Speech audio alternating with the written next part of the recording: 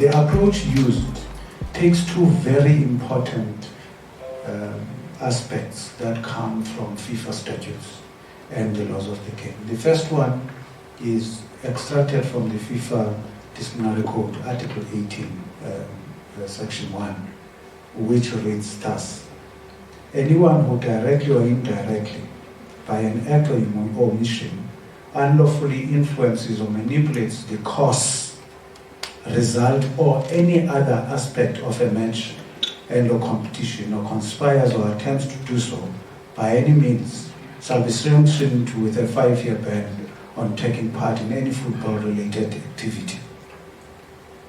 Now, the moment FIFA decides that that person needs to be sanctioned because there is verifiable proof that the person unlawfully influenced or manipulated the course or the result of the match, then it goes without saying that the result of that match becomes null and void. That's the first important point we need to look at, because you can't sanction a person for unlawfully manipulating the result and still keep that manipulated result as an official result. So we're hoping that by proving this manipulation, FIFA will then take the appropriate action. There's an automatic ban of 5 years, which can be extended to a life ban in extreme circumstances, as Article 18.1 stipulates.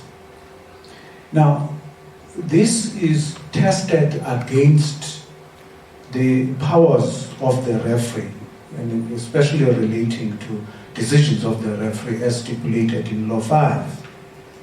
The decisions of the referee regarding facts connected with play, including whether or not a goal is scored and the result of the match, are final. That's Law 5. The decisions of the referee and all other match officials must always be respected. Now, this is a very important aspect in the laws of the game, so that we don't have chaos in football, that every time there's a particular decision of the referee that you disagree with, you must challenge that decision of the referee.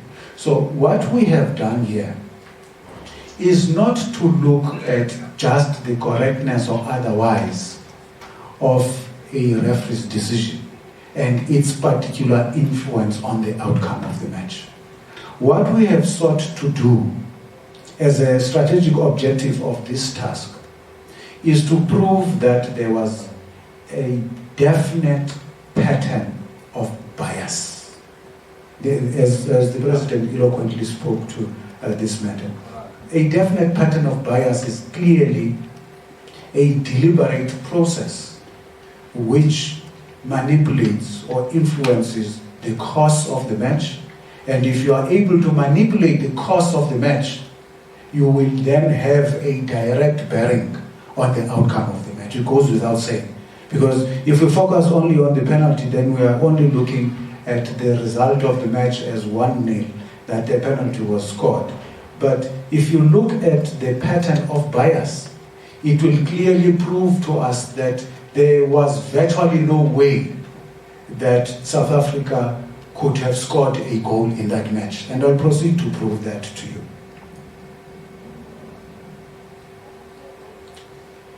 So the process flow that we have adopted with this technical analysis is that we have looked at the match second by second and logged down all the incidents in the match that required the intervention of the referee. Whether those incidents were blown for by the referee or not. We looked at all of them. And we disregarded minor incidents like ball out of play for a throw-in, except in cases where there was a deliberate act to delay a restart of the match, or the ball goes out of play and is given to the wrong team. Those are the only incidents that we took from your ordinary course of play incidents. We looked at only major incidents. And there were 71 of them in the match in total. 71 major incidents. And the bulk of those were in the first half.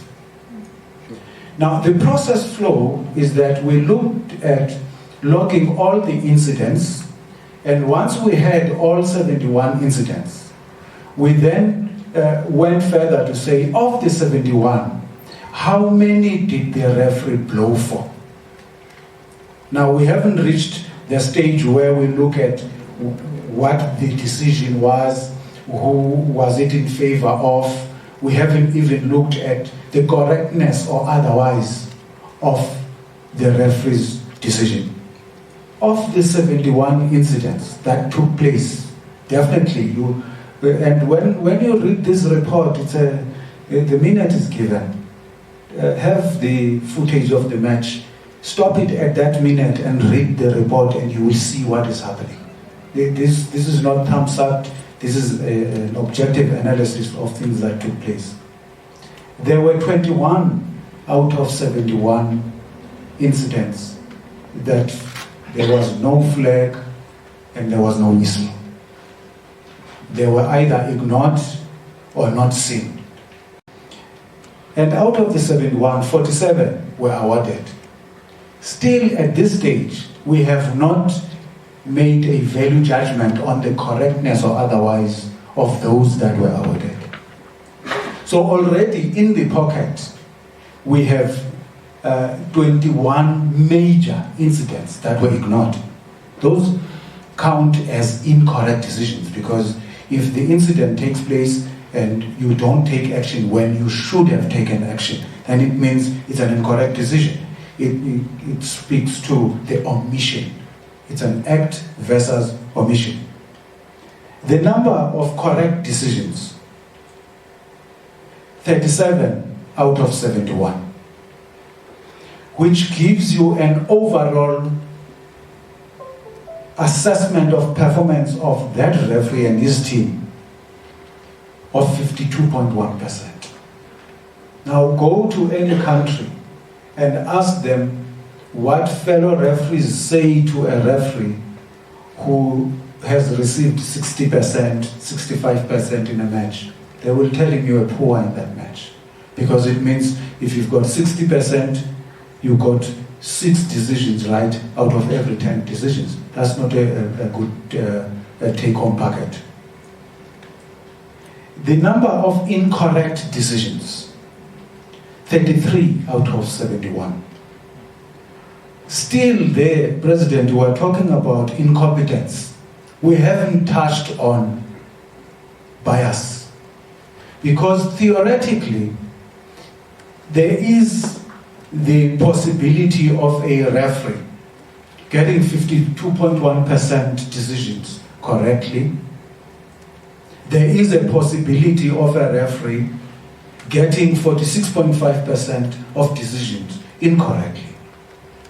But when you look at the split of the incorrect decisions between the two teams, theoretically, if it's a poor day at the office for the referee, it should be a 50-50 split.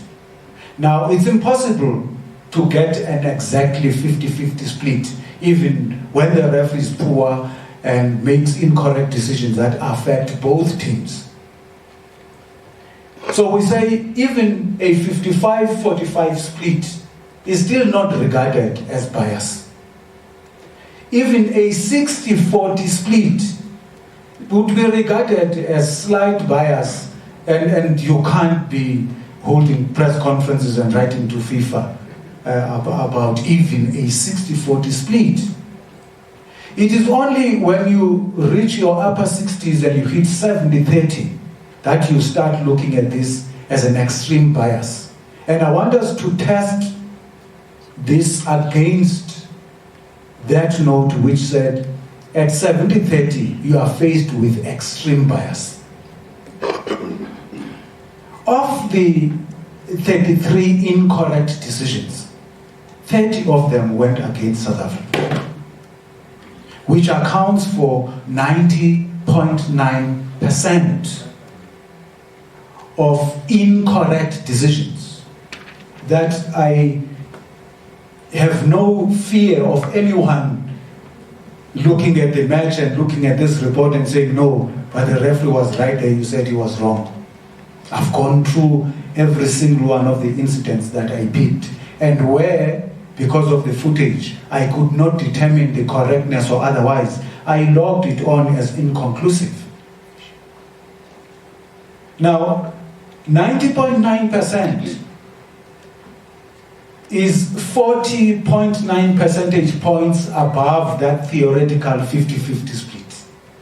That's major.